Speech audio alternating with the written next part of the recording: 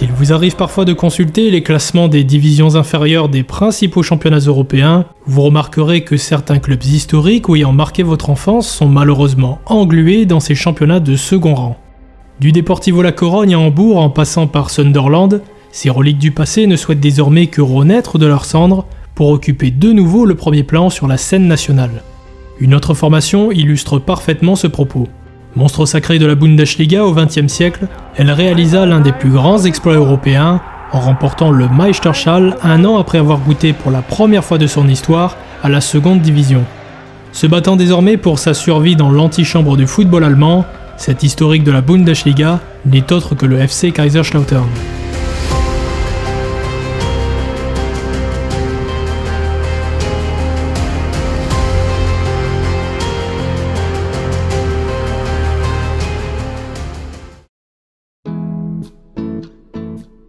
Fondé en 1900 suite à la fusion de deux équipes locales, le FC Kaiserslautern fut l'un des membres fondateurs de la Bundesliga et se pérennisa dans l'élite du championnat allemand durant 33 saisons consécutives, pour un total de 44 saisons disputées dans cette ligue.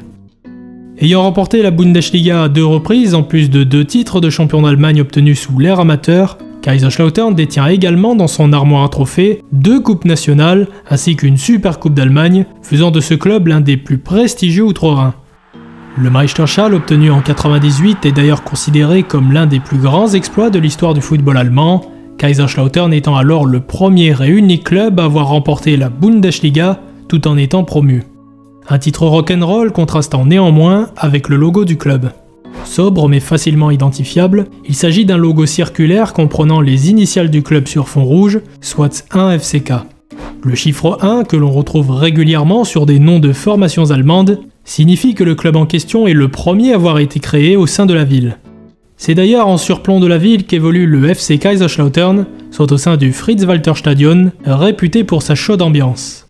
Construite sur la colline du Betzenberg, communément surnommée Bense, cette mythique enceinte construite en 1920 fut dans un premier temps nommée en l'honneur de cette colline. Il faudra attendre 1985 pour que le club retienne la dénomination actuelle. Un hommage à l'ancien attaquant du club Fritz Walter qui effectua toute sa carrière au sein de cette formation et qui reste célèbre en Allemagne pour avoir été le capitaine de la RFA lors du Mondial 54 et notamment lors de la fameuse rencontre du Miracle de Berne. Un stade rénové pour le Mondial 2006 et qui peut désormais accueillir près de 50 000 spectateurs. Et malgré les difficultés rencontrées par cette formation depuis quelques années, les affluences restent démentielles. 40 489 spectateurs de moyenne par match lors de la saison 2022-2023, alors que le club venait tout juste de remonter en seconde division. À titre de comparaison, seuls 3 clubs de l'Hexagone dépassaient les 40 000 spectateurs de moyenne par rencontre lors de cette saison, soit l'OM, le PSG et l'OL. Les supporters les plus bouillants se retrouvent au sein de la Westkurve, dont une grande majorité fait partie des 23 000 membres du club. La scène ultra fit son apparition à Kaiserslautern au début des années 90, mais c'est en 1998 que le tournant eut lieu avec la création du groupe Génération Lucifer. Désormais composé de plus de 500 membres, il s'agit du groupe ultra historique de la ville et reconnu à échelle nationale pour sa créativité et son respect des traditions. À l'image de l'autre principal groupe ultra du club que sont les Frenetic Youth, ces ultras ont lié une solide amitié avec les hordes à Frenetic 97 du FC Metz, groupe réputé pour son solide engagement antifasciste et antiraciste, dont l'amitié réciproque débuta au tournant du nouveau millénaire.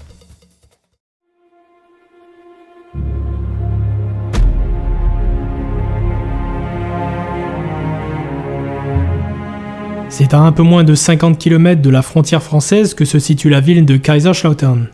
Nichée au pied de la forêt palatine dans le land de Rhénanie-Palatinat, elle compte un peu plus de 100 000 habitants et est réputée pour la présence de très nombreuses bases aériennes américaines construites à partir de la fin de la Seconde Guerre mondiale, faisant d'ailleurs de cette ville la plus grande de la région en termes de superficie. Avec près de 80 000 employés auprès des forces armées états-uniennes et de l'OTAN, il s'agit de la plus grande communauté militaire américaine se situant outre-Atlantique. L'appellation Kaiserslautern est un nom soudé, Lauter étant le nom de la rivière traversant la ville qui par la même occasion donnera aux joueurs un surnom, soit les Lauterers, tandis que le terme Kaiser fait référence à l'empereur du Saint-Empire romain germanique, Frédéric Barberousse, qui construisit au XIIe siècle son propre château au sein de cette cité. Bien que Mayence vole la vedette sur la scène régionale grâce à son économie florissante, Kaiserslautern a su s'imposer à l'échelle européenne par l'intermédiaire de son club de football. Tout débute en 1895, lorsque le professeur Georges Pöppel introduit le football dans la cité palatine, en favorisant la mise en place de rencontres entre étudiants de la ville. Une ville qui met à disposition du professeur un terrain longtemps utilisé à titre loisireux. Il faut attendre 1899 pour voir la création de 2 clubs au sein de cette cité allemande, soit le FC Kaiserslautern et le Fußballgesellschaft Kaiserslautern. Ces 2 équipes, en compagnie du tout récent FC Germania 1896, décident de fusionner l'année suivante afin de créer le FC 1900 Kaiserslautern. La date du 2 juin 1900 est d'ailleurs considérée comme celle de la fondation de l'actuel FC Kaiserslautern, même si aucune preuve matérielle ne permet d'affirmer cela. Ce n'est cependant qu'en 1908 que le FC 1900 dispute ses premiers matchs officiels. Le championnat d'Allemagne n'était alors qu'une compétition à élimination directe, réunissant les vainqueurs des différents championnats régionaux. Kaiserslautern évoluait dans une ligue dénommée Westkreisliga et qui couvrait les actuelles régions de Rhénanie-Palatinat, de Sarre, d'une partie du Bade-Württemberg et de l'Alsace-Moselle, région annexée par l'Empire allemand suite à la défaite de l'armée impériale française lors de la guerre franco-prussienne de 1870. Vainqueur de cette ligue dès sa première participation en 1909, elle fut incapable de rivaliser avec les autres formations du sud de l'Allemagne, soit des villes bien plus importantes et rayonnantes, à l'image de Karlsruhe, Munich, Fribourg ou Nuremberg. Pour remédier à cela, le FC 1900 va alors fusionner avec 2 autres équipes de la ville ayant disputé la Westkreisliga, soit le FC Palatia 1901 et le FC Bavaria 1902. La fusion des 3 clubs en 1909 donnera naissance au FV Kaiserslautern. Cette formation ne parviendra cependant pas à remporter de nouveau la Westkreisliga, et la Première Guerre mondiale met provisoirement en suspens les compétitions régionales.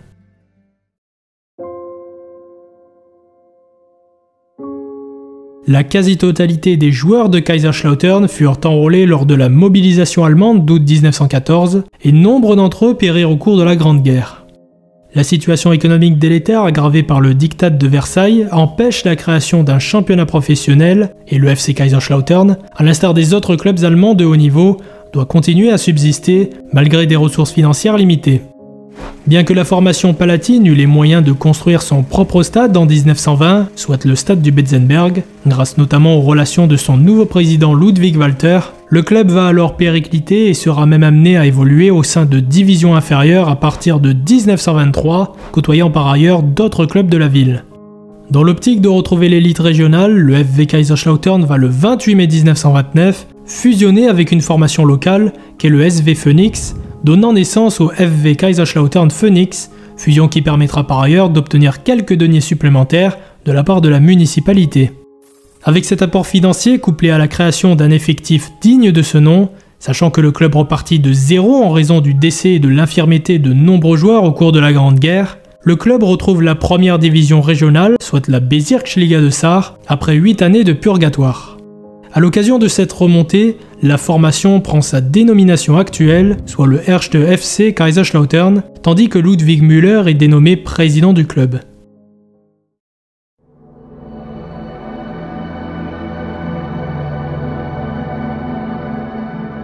L'arrivée à la tête du pouvoir en 1933 du parti nazi va provoquer de nombreuses réformes en matière d'organisation des associations et compétitions sportives. Bien que la déclaration de Stuttgart du 9 avril 1933 obligea toutes les associations sportives à bannir de leur structure toute personne de confession juive, le FC Kaiserslautern fit partie des rares clubs à résister secrètement en permettant aux juifs de conserver leur poste. Il faudra attendre 1936 pour que le club soit considéré comme étant totalement organisé, tandis que le dirigeant Müller est écarté pour avoir désobéi aux injonctions de la NSDAP. Sur la scène sportive, la formation palatine fait preuve d'irrégularité en effectuant l'ascenseur entre première et deuxième division régionale. Se pérennisant en Gauliga à partir de 1939, les Lauterer remportent leur championnat en 1942 et par la même occasion disputent pour la première fois de leur histoire la phase finale du championnat d'Allemagne aux côtés de 24 autres équipes. L'aventure s'arrêtera en 8e de finale avec une lourde défaite 9-3 face à la meilleure formation du moment, le Schalke 04. La chute du régime nazi va être un véritable tournant dans l'histoire du FC Kaiserslautern. L'Allemagne occupée est alors divisée en 4 zones. L'Union soviétique contrôle le nord-est du pays, le Royaume-Uni le nord-ouest, La France occupe une partie du Bade-Württemberg ainsi que la Rhénanie-Palatinat, et les États-Unis contrôlent la Bavière, le Land de Hessen et le nord du Bade-Württemberg. Berlin est divisé en 4 zones d'occupation, tandis que la Sarre sera un protectorat français de décembre 1947 à 1956. Sur la scène footballistique, les Oberliga remplacent les Gauliga et sont au nombre de 5, sachant que les clubs situés dans la zone contrôlée par l'URSS ne participent évidemment pas à ce championnat. Le FC Kaiserslautern est alors autorisé à reprendre la compétition en 1946 et se retrouve dans l'Oberliga Sud-Ouest qui comprend les clubs de Rhénanie-Palatinat et de Sarre, territoires occupés par la France. Les forces d'occupation françaises sont favorables à ce que le stade du Betzenberg soit restitué au FC Kaiserslautern, tandis qu'un joueur va se positionner comme le héros du renouveau du club, mais également du football allemand, son nom, Fritz Walter.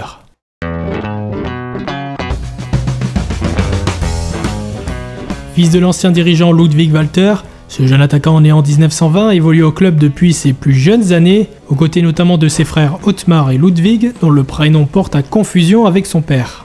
Attaquant prolifique, il fut déjà très en vue avant-guerre, au point que la presse locale surnommait cette équipe le 11 de Walter.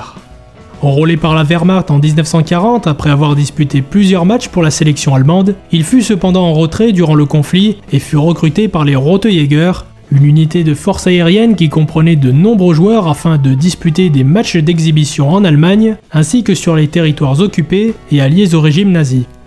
Capturé par les Alliés en mai 1945, il fut reconnu par plusieurs officiers et renvoyé à Kaiserslautern en raison de sa popularité en tant que star du ballon rond. Il réussit seul à reconstituer une équipe compétitive et modifie la couleur des maillots, reprenant le rouge utilisé alors par la formation des Rote Jäger.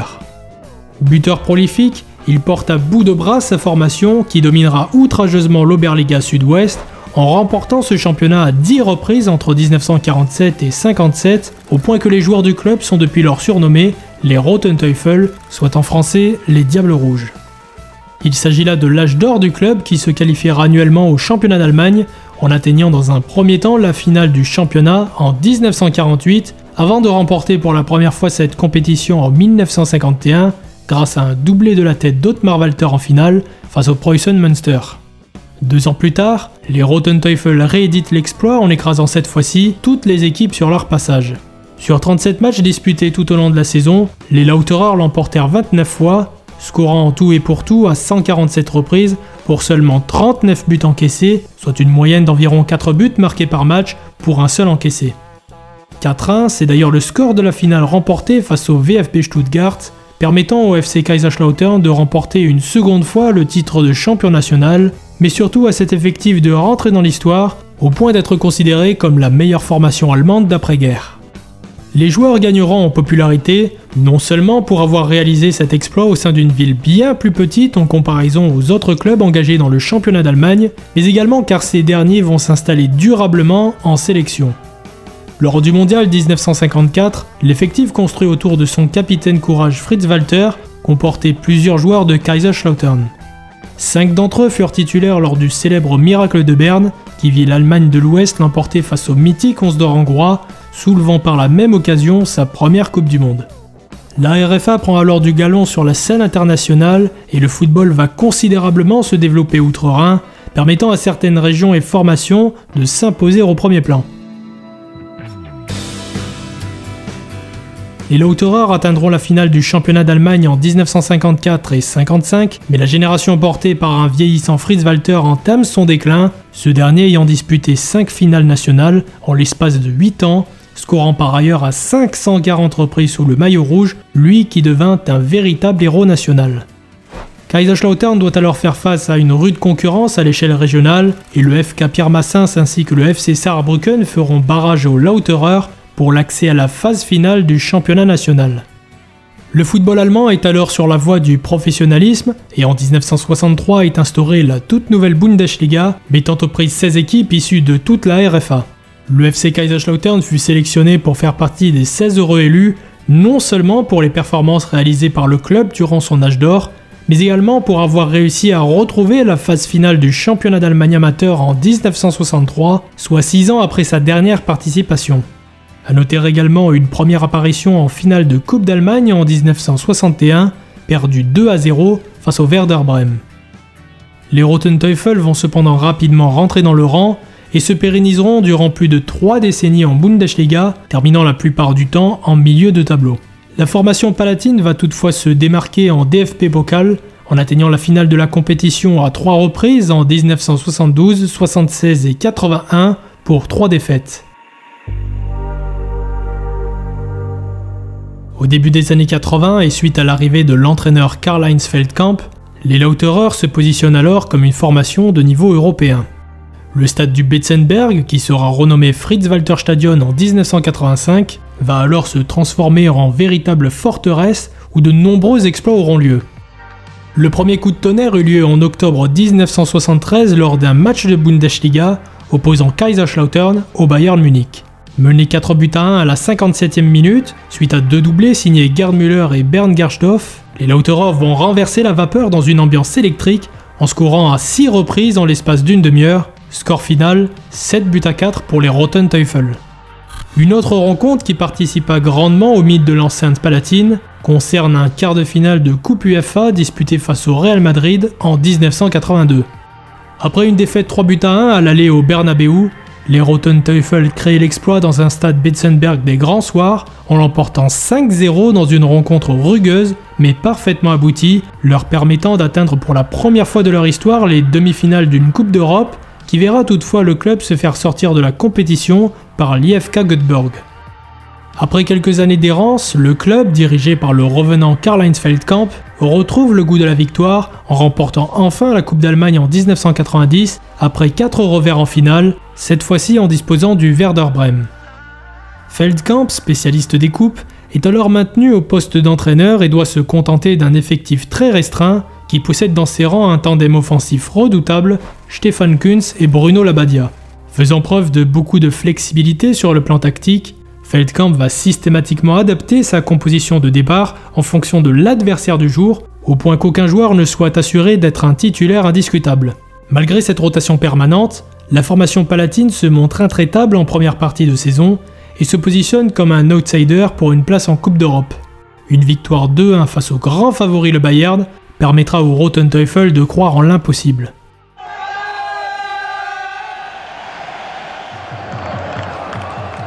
La toute dernière journée de championnat verra Kaiserslautern affronter le champion sortant Cologne au stade Mungersdorfer où 40 000 supporters des Diables Rouges firent le déplacement. Poussés par une ambiance favorable, les Lauterer réalisent l'improbable en l'emportant aisément 6-2. Le FC Kaiserslautern est sur le toit de l'Allemagne et remporte pour la première fois de son histoire la Bundesliga qui inclura dès la saison suivante des clubs issus de l'ex-RDA. Un succès qui permet au club de découvrir la Coupe d'Europe des clubs champions qui sera supplantée la saison suivante par la toute nouvelle Ligue des champions. Opposés au Barça dès le second tour, les Roten Teufel quittent la compétition malgré une retentissante victoire 3-1 à domicile. Pour autant, ces derniers se consoleront avec un premier succès dans la Super Coupe d'Allemagne. La formation palatine s'impose dès lors comme une écurie de haut de tableau et est proche de triompher de nouveau en Bundesliga en 1994, échouant à 1 point seulement du Bayern Munich. 2 ans plus tard, avec un effectif expérimenté où l'on retrouve des joueurs de classe mondiale, à l'image d'Andreas Brehme ou de Miroslav Kadlec, les Roten Teufel remportent la Coupe d'Allemagne pour la seconde fois de leur histoire. Mais en championnat et à la surprise générale, Kaiserslautern est à la peine et après 33 saisons consécutives en Bundesliga, le club descend en seconde division. Mais alors que l'avenir semble s'assombrir pour la formation palatine, un homme va venir en aide à cette formation. Un homme adepte des exploits et des épopées, considéré comme l'un des meilleurs entraîneurs que le football allemand ait connu, il s'agit d'Otto Rehhagel. Entraîneur à succès notamment du côté du Werder Brême, Rehhagel sortait d'un échec du côté du Bayern Munich. Il peut alors s'appuyer sur un effectif similaire à celui de l'an passé, sachant que de nombreux joueurs, à l'image d'Andreas Brehme, décidèrent de rester au club pour y disputer notamment la Coupe des vainqueurs de coupe, même si le club s'y fera éliminer dès le premier tour. Les Roten Teufel remontèrent immédiatement en Bundesliga et Rehhagel décida de pérenniser la formation en conservant de nombreux éléments, à l'image du tandem offensif Pavel Kuka-Olaf Marschall, du libéro Miroslav Kadlec, du portier Andreas Reink ou des milieux de terrain Ratinho et Axel Ross. Évoluant principalement en 3-5-2, cette formation excellera dans le pressing haut, dans les transitions offensives, ainsi que dans le jeu aérien, des qualités qui poussent de nombreux observateurs à considérer cette équipe comme apte à jouer le milieu de tableau. Dès la première journée, Kaiserslautern crée la surprise en l'emportant face au champion en titre, le Bayern Munich, tandis que le revenant Cyriakos Sforza, milieu créatif en échec au Bayern et à l'Inter, s'impose comme la pièce maîtresse de la formation. Une formation qui s'avérera solide défensivement et qui remportera bon nombre de ses rencontres dans le dernier quart d'heure. Tout comme en 1991, c'est suite à une victoire face au Bayern en seconde partie de saison que les fans ainsi que l'effectif se mettent à croire en un potentiel titre de champion. Il s'agirait alors d'un véritable exploit outre-Rhin, car jamais une formation allemande remporta successivement la seconde division puis la Bundesliga. Et le 2 mai 1998, dans un stade Fritz-Walter à guichet fermé, les Lauterer atomisent Wolfsburg 4-0 et s'offrent un invraisemblable titre de Bundesliga, une première pour un promu allemand. 20 ans après Monaco et Nottingham, Kaiserslautern entre dans la légende en étant le dernier promu parmi les formations des 5 grands championnats à remporter son championnat domestique. Continuant sur sa lancée, le FC Kaiserslautern effectuera quelques beaux parcours sur la scène européenne, avec à la clé un quart de finale de Ligue des Champions atteint en 1999 et perdu face au Bayern Munich, ainsi qu'une demi-finale de Coupe UEFA perdue lourdement 2 ans plus tard face au Deportivo Alavés sur le score cumulé de 9-2. En coulisses, la gestion du club est malheureusement chaotique. Ray Hackl devient autoritaire et ses choix contestés, à l'image de ce qu'il se produisit après sa victoire lors de l'Euro 2004 avec la Grèce. De nombreux transferts importants s'avèreront décevants, à l'image des arrivées de Taribo West, Karsten Janker ou encore Yuri Djorkaeff, bien que certains joueurs se révéleront sous le maillot des Diables Rouges, tels que Michael Ballack ou Miroslav Klose. Les entraîneurs se succèdent, parfois en binôme, sans réussir à se maintenir durablement. Sur le plan financier, de nombreux transferts opaques, des virements frauduleux ainsi que des accusations de fraude fiscale finiront par interpeller la justice, qui prendra de lourdes sanctions à l'encontre du club et de ses dirigeants, ces derniers étant cependant ravis d'avoir eu l'obtention de plusieurs rencontres du Mondial 2006 au stade Fritz-Walter.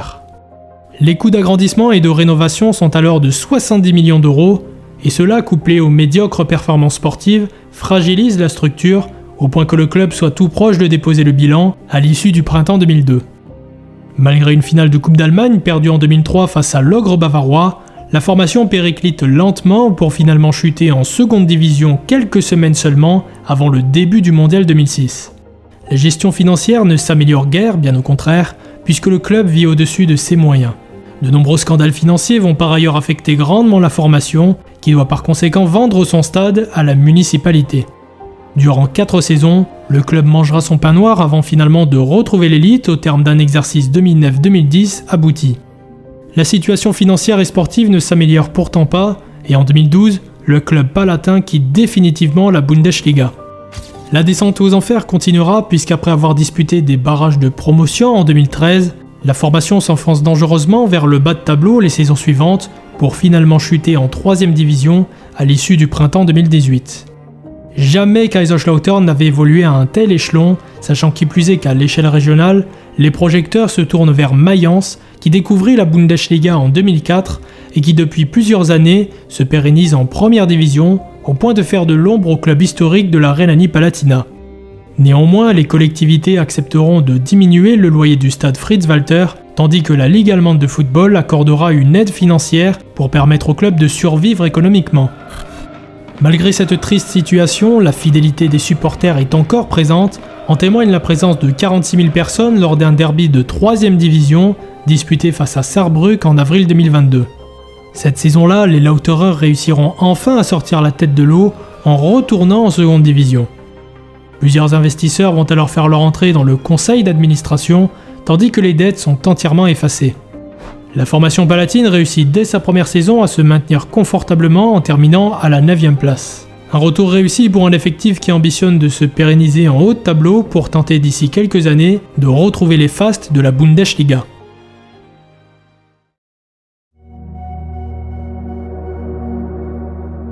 Longtemps taulier de Bundesliga et réputé pour ses nombreux exploits à l'échelle nationale, le FC Kaiserslautern fait partie de cette longue liste de clubs ayant disparu du premier plan en raison d'une gestion financière et sportive catastrophique.